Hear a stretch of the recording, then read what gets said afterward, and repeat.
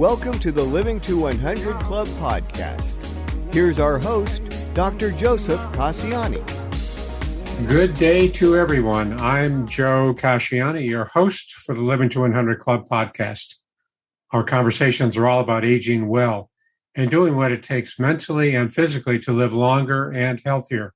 Our guests share insights and recommendations about successful aging, stories of perseverance, and inspiration about our future. On today's Living to 100 Club podcast, our guest is Dr. Samreen Manjillo. We discuss her model for living to our maximum potential and with the most joy. Samreen has a doctorate degree in physical therapy and is a life coach who helps her clients get past the humps that we all encounter at any age. We'll discuss her 30-day reset and the tools and strategies to shift toward a positive mindset, zero in on our unique gifts to clarify our life purpose, and create a greater life balance. So what are the steps that someone can take to live in greater joy? We'll discuss this and much more. First, a little background. Dr. Samreen Manjillo holds her doctorate in physical therapy and is a success and life coach. She is the founder of CoachingBySamreen.com. She teaches people how to own their power, develop a strong mindset, remedy burnout, and make use of 7 tools that promote a healthier lifestyle and a greater life balance. Her program entails a 30-day reset to help restore greater balance and to experience more joy in life. As a physical therapist for over a decade, she's observed a strong correlation between the mind and body. When her physical therapy patients focus on pain, they experience more pain. When they focus on healing, they experience less pain and more healing. Now she applies this knowledge with her life coaching clients as well. Guiding people to think about positive outcomes almost always delivers positive results. Samreen, welcome to our program today. Thank you so much. It's an honor to be here. Oh, great. You're welcome, and looking forward to this program. This is a lot of the theme. I mean, these are themes that I love to talk about, so looking forward to this. I always like to open by asking our guests to share a little bit about the journey that brought you to where you are today. Yes, wow. So I was motivated to always live a healthy lifestyle. It really started in my childhood. I had this ambition, this drive. I didn't really know where it came from, but I just wanted to study the people that excelled in life, that were able to live a great life. And so I buried myself in books written by, these great psychologists and motivational speakers and, like Wayne Dyer, Tony Robbins. And one of the first books I read was The Power of Positive Thinking by Norman Vincent Peale. And so I always had this drive, and I started on this path of health and fitness when I was 18. And that was a long time ago, but that's when I became a personal trainer. And then I did that for many years. I still do that on the side, but really from there, I decided to become a physical therapist, and I always wanted to help people. And this gave me an avenue. The physical therapy profession gave me an avenue to help. And, just to this day, I still work part-time as a physical therapist, and it gives me great joy to be a part of their healing process. And like you had mentioned earlier, as a physical therapist, while I treated my patients, I noticed a pattern that when the patients started focusing on the negative aspects of their healing, which there are a lot, that's the reality of the situation, the pain, and sometimes it's a slow process. Sometimes they have setbacks. When they started focusing on those things, they had more setbacks. Sometimes they would wonder, why they're not getting better. But then there was a clear distinction from those patients to the ones that were really recovering better. It was a noticeable difference. And those were the ones that really focused on positive outcomes. They did their part. They took the action steps, the exercises I gave them at home, and then they had that positive mindset. They focused more on the outcome and taking action, less on the pain and sometimes, how long it takes. So they did better. So from that, I decided to become a success coach or life coach and really take it a step further where I could help people in a greater capacity, just a larger population aside from my patients. I could expand and teach them the components of healthy living. And, there's a lot of people that talk about living a healthier lifestyle. And it's wonderful that people are taking that ownership, that responsibility, and doing the things they need to. But what I found is they're not seeing, a lot of people are, they're motivated, but then they don't see the results as quickly as they would like. Sure. So I always, over the years, studied the science of habit. And, I also teach my patients with physical therapy to stay consistent with their exercises. And then that transferred into working with my clients for coaching because, and we can talk about this later as well, but really it comes down to habits. And that was my journey because I had to go through it myself. And I learned that the more consistent I was, the more disciplined and committed I was, and just consistent with the goals that I set, the better results I saw.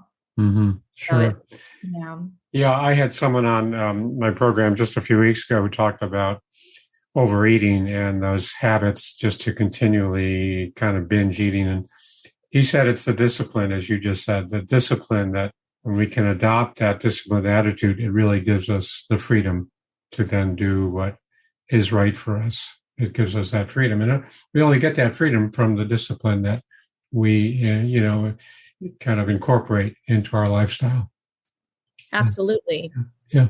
So you shifted from, I guess you're still doing some work as a physical therapist, but you've transitioned to this role as a life coach and emphasizing life coaching in your work. And tell us about your 30-day reset. What does this look like? Yes. So this is where people really benefit because in this program, we work to clarify the one thing, they have maybe several goals, but what I help them do is I create a plan for them and I help them focus on one goal that they have that they can really put 100% of their efforts into. So, when I work with someone, it's numerous things. It could be their weight. It could be their stress levels. It could be maybe they're trying to find a career path or, a greater purpose in life, maybe have something to do with relationships. Oftentimes it's health and some aspect, maybe getting, feeling more energy. There might be more, just tired most of the time. So I have them focus on one goal and then I help them create a plan. And the plan is for 30 days. And I chose 30 days to work with the client. They could certainly do, one session, but the 30 days works best because they get that consistency and the accountability. And it's so hard for people to do things on their own in terms of making a huge behavioral change because it requires more than motivation. Like it requires this inner willpower. And very few people have that strong drive to where they can continue to be consistent with their goals. So that's why a program like this is really helpful to have someone consistently, there to hold your hand, keep you accountable. Plus, I provide several tools to help them see results, tools for healthy living. The thing is with habits and habit formation is that there's a whole science behind that. And, what's one of the main reasons that people don't achieve their New Year's resolutions? And that is what I really want people to think about because at the beginning of the year, and actually 2023 is not that far away. At the beginning of the year, it happens. People, sometimes they look back at the previous year and they think, oh, I set this goal, this resolution, and it didn't happen. I'm not even setting a goal. You have that group also, but majority of the people will set some kind of intention or goal, some resolution.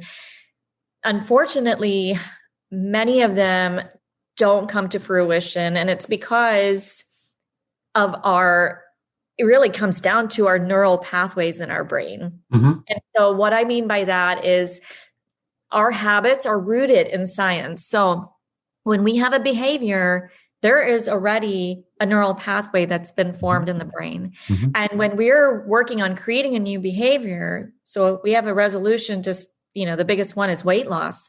We're trying to get healthier and lose weight. It's a behavior change that we're trying to make, but it's so hard to do for most people because it's a lifestyle change. It's not, you can't have this diet for long term, right? So you have to make those small lifestyle changes. And why people fail is because they don't do it long enough. What research shows, it takes on average of 66 days to create a habit. 66 days. This is what the recent research shows.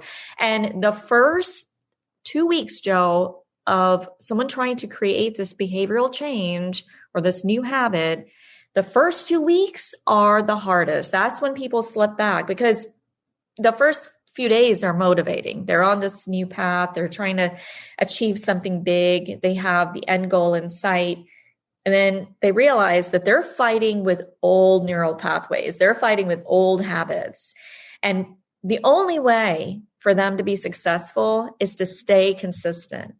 Yeah, it really takes creating those new neural pathways. Absolutely. Because otherwise we're stuck in the old ones, and that consistency and planning and effort and discipline again, that's where we start to create those new pathways. Yeah.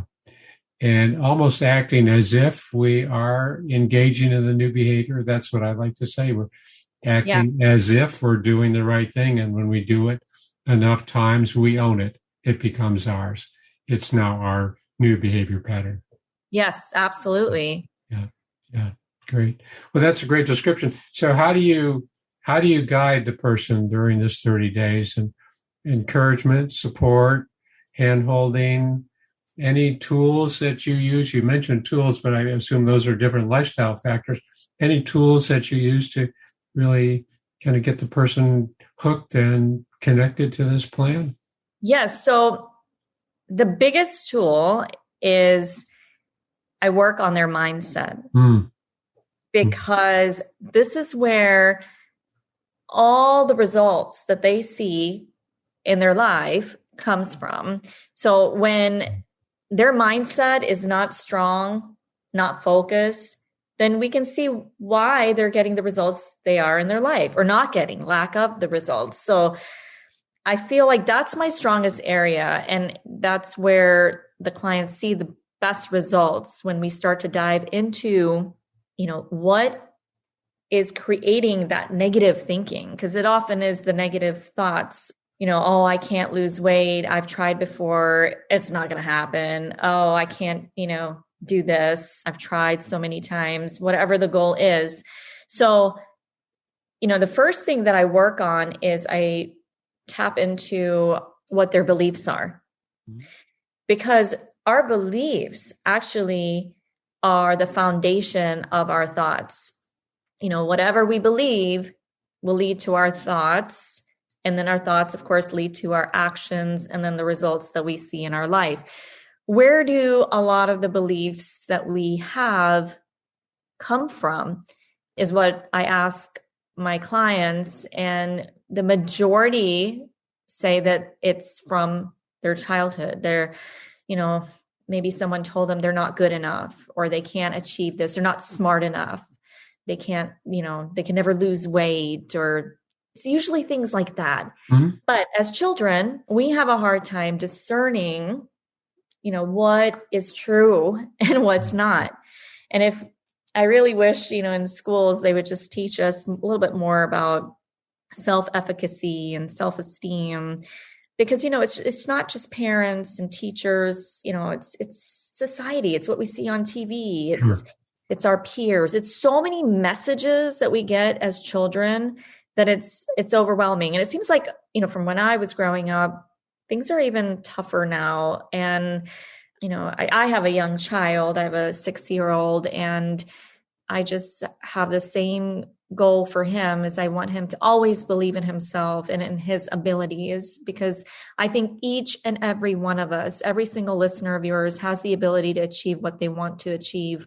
And really it all starts with that. So I help them kind of reprogram, rewrite those limiting beliefs to empowering ones. And we do that based on we examine the truth. What's the evidence for this? What's the evidence for this? And then once they really tap into that, then they start to realize that, wow, I have the ability to do this. I can do this. And then they start to create this positive self-talk cycle.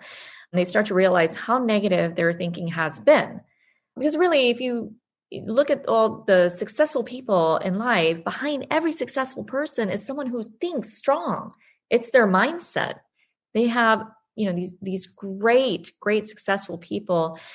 That's the biggest thing they have in common is a strong mindset. They focus on gratitude. They focus on lifting themselves up. They're like their own cheerleader. And so, believing in themselves, that's what it starts with. So that's one of the biggest tools. And then we look at various things, whatever is the gap in their life, whatever they're working on, I'll provide tools in that direction as far as, is it sleep that they're having challenges with? Is it fitness that they're having challenges with? As far as, are they not exercising every day? Because if not, they need to be, it's something. It doesn't have to be anything rigorous. But people need to be exercising every single day for their mental health and physical health. So you help to remove some of those early limiting beliefs, those self-limiting beliefs, because those are what's creating a lot of the hurdles, the barriers to kind of going after our true potential, going after someone call it awakening our inner genius, that we have to remove these barriers, these limitations first, and then the true inner potential life force just comes forward. Do you have any thought? Someone told me, or one of my guests recently said, a lot of the negative beliefs, in fact, he said all of the negative beliefs come from outside. Parents, teachers, everybody gets a bad rap for that. But the negative beliefs come from outside, and really, they just get in the way of encumber our own natural positive beliefs that are our own to start with. And then all the contradictory ones come in from outside. Do you think that's true? It definitely seems true because, I feel that there is one truth, right? If you focus on evidence and the truth is we are all made of love. We are all fully capable of so much. That is our nature. And so, yes, when we hear messages of, you're not good enough, or you can't do this, or this person's better, or, just lack messages with you're not allowed, you're not entitled. Yeah, that's not true. That is not true. Every single human being who is born has the potential for greatness. Mm-hmm. And the limiting factor becomes our mindset. I feel that is the secret sauce to success. If we can just become aware of our limiting beliefs, which I do agree comes from the messages that we receive in mostly our childhood from various sources.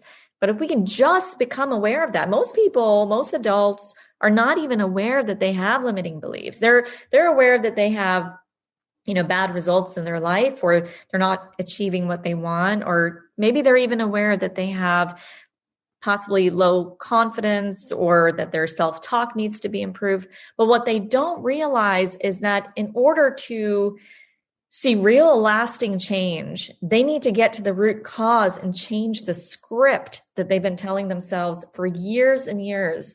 And I just, I'm so passionate about that because I think that so many people are, not living their truest potential when they can. And the answer is not as hard as people sometimes think. The answer is right there. They have to rewrite the script. Yeah. And once they do, it's like they see the truth and they can't go back to what's not true.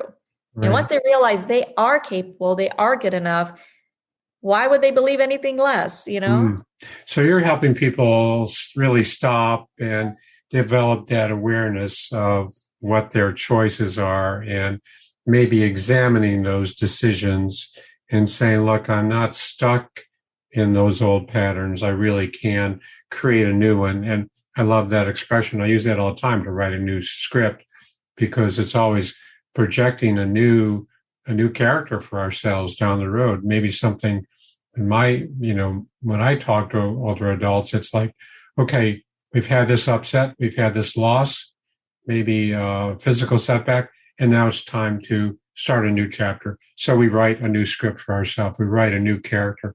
We create this new role for ourselves. And that's the same thing you're talking about. Yeah. That's a great way to phrase it. I love that. Yeah. So what about life purpose? I know we're kind of moving quickly, but I'm curious, what's your thoughts on this life purpose and personal life purpose, and how important is this? Yeah. So I definitely think that we each are born with a gift, and we all have something that we can give to others, a purpose in life. And, it comes from really examining what gives you joy, when someone doesn't know their life purpose, that's usually where we start, and we have them just, really write down all the things that makes them happy, all the things that if money wasn't a factor, what would they be doing?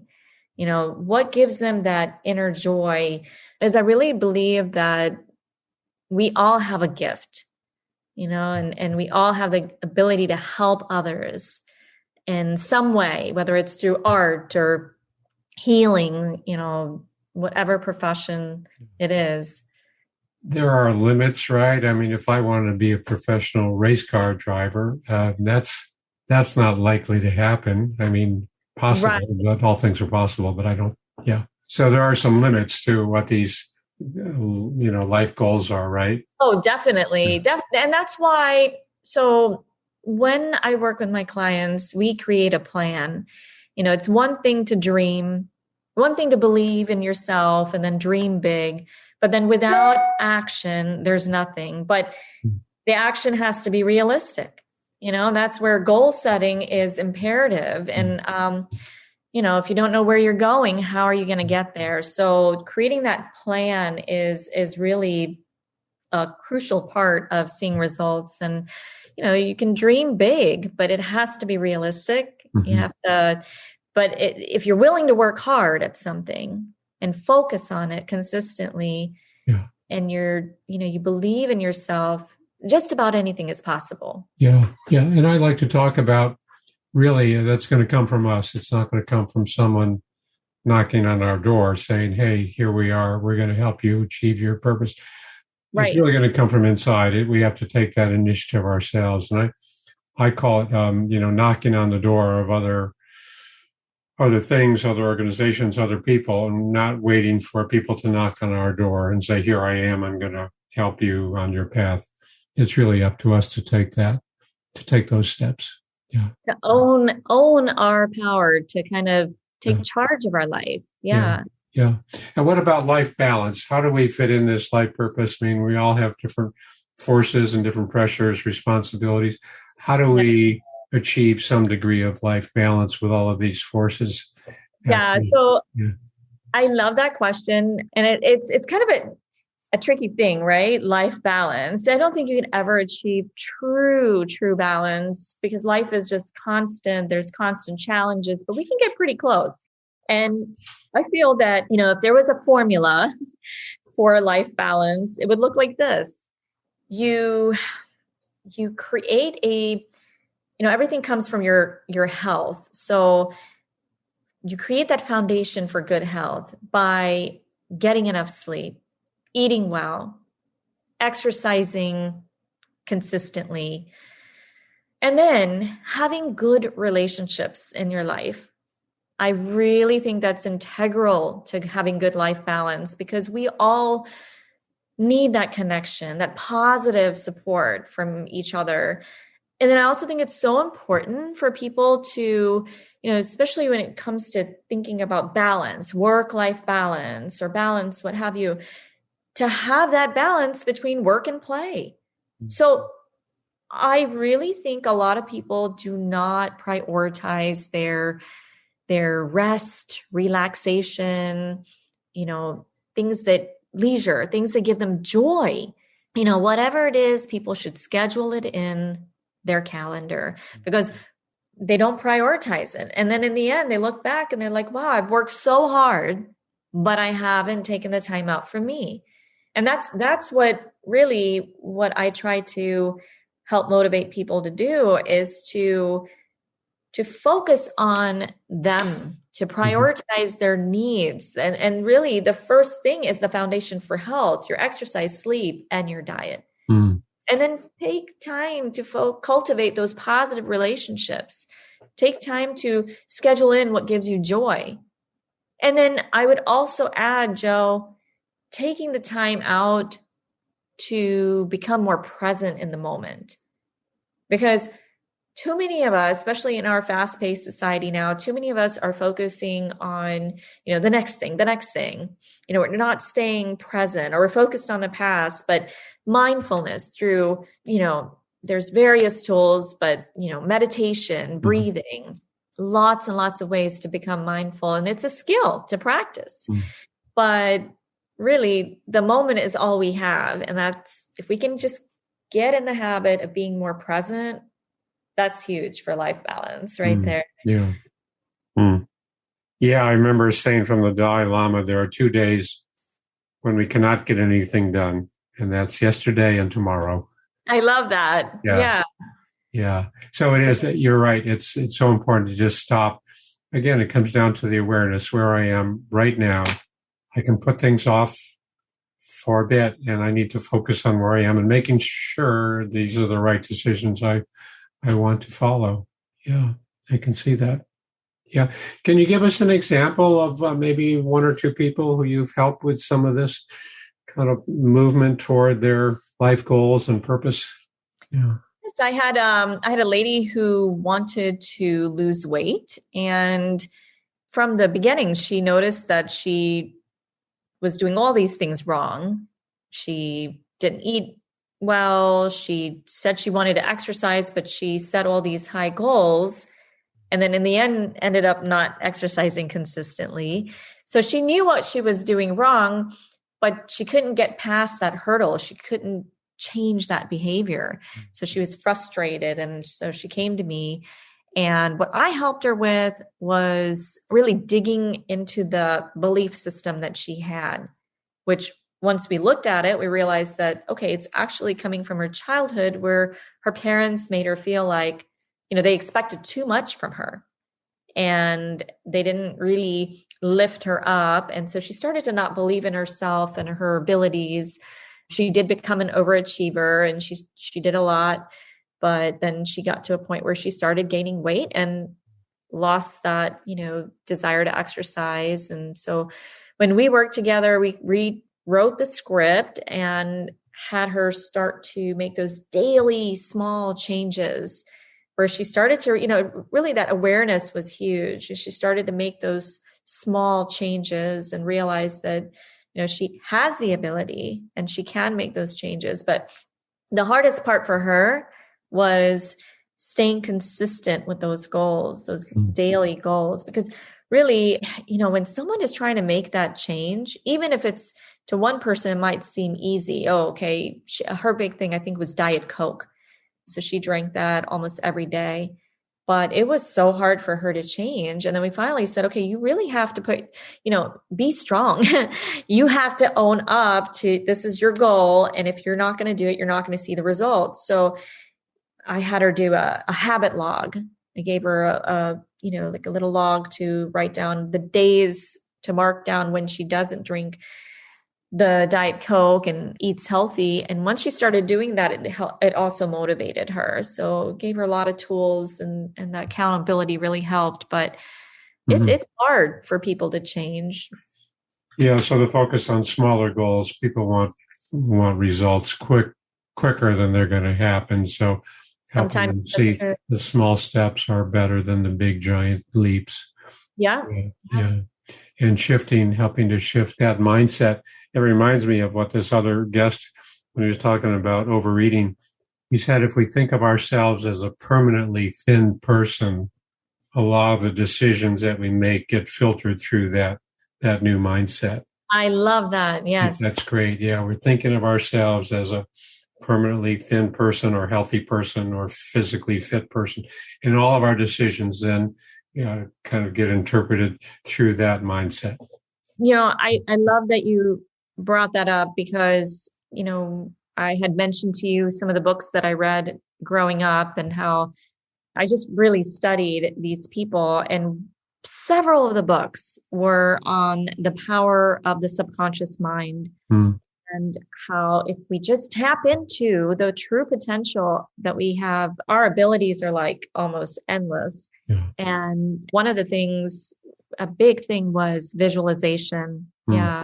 And if we just visualize ourselves as the way that we want to be and do that every day, we have to commit to just picturing in our mind's eye how we want to be, how we want to think, where do we see ourselves, what do we do, what does it feel like to be that self that's like representing our highest potential or unlimited potential, and we'll start to embody that.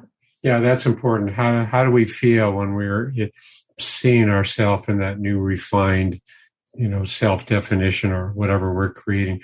What are the feelings that come with that? And that, again, that reinforces that new condition. I remember this downhill skier who, she was an Olympic skier, and she would talk, I visualize going down that slalom course every night, and I can see myself going through all the gates, and I know what it feels like, and I know at the foot of the run, what it's going to feel like. So it's that visualization that is so powerful. Right. It's powerful because the brain doesn't know the difference between what is visualized and what's not. That's right. It thinks it's really happening. So if you see yourself at the, finish line or completing the tests, being in the relationship that you want, it's powerful. CEOs do it, athletes do it. So many successful people do it. Yeah. Great material, great conversation, Samreen. So what's one thing you'd like our listeners to take away from today's conversation? Yeah. Gosh, there's so many things, or two things. Yeah. So first, to always prioritize your needs.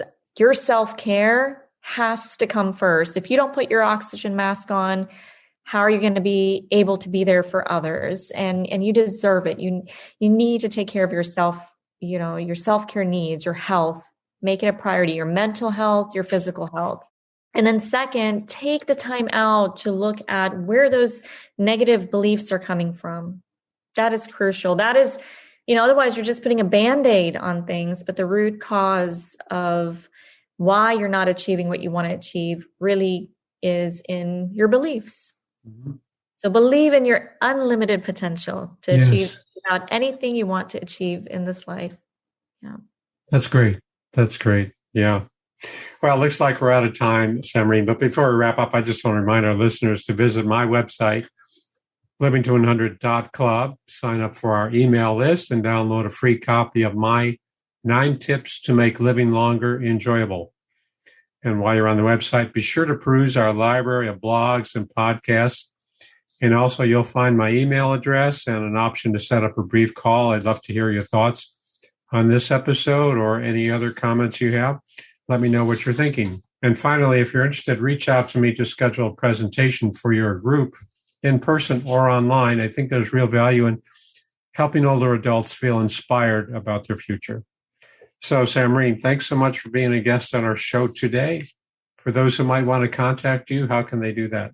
Yes, they can go to my website, coachingbysamreen.com. That's coachingbysamreen, SAMREEN.com. Okay. And what else would they find on your website? Do you have online programs, courses? There is a free resource, top tips for managing stress. And also, if they're interested, they can get a complimentary coaching session. Oh, wow.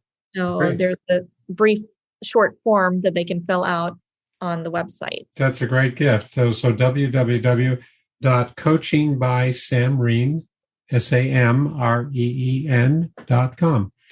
Well, that's great. That's great. Thanks so much for being a guest on our show today. And thanks to everyone for tuning in. I hope to see you next time. Thank you.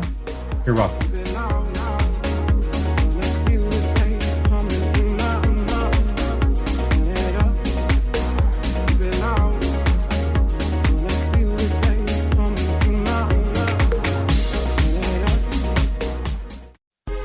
Hi, this is Suzanne Newman, host of the Answers for Elders podcast and radio show. We are the North Star that guides you through the complicated journey of senior care with trusted experts in money, law, living solutions, and more. So join us on this station, your favorite podcast channel, or just go to AnswersForElders.com. Meet the Wayshowers who will help your journey go a lot easier.